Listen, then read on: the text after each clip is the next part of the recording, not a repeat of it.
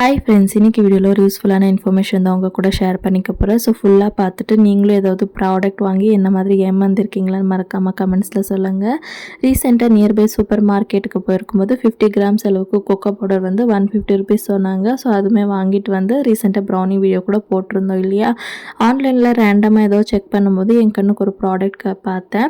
அது வந்து 50 கிராம்ஸ் அளவுக்கு கொக்கோ பவுடர் வந்து ஜஸ்ட் 80 ருபீஸ்ன்னு சொல்லி போட்டிருந்துச்சு. என்னோட ஏதோ பாதிக்கு பாதி கம்மியாக தராங்களே, சரி ஒரு வாட்டி ட்ரை பண்ணி பார்க்கலான்னு சொல்லி வாங்கினேங்க. இன்க்ரீடியன்ட்ஸ் ஃபோட்டோ ஆட் பண்ணுறேன், செக் பண்ணி பார்த்துக்கோங்க. ஓப்பன் பண்ணி பார்க்கும்போது பயங்கரமான ஷாக்குங்க.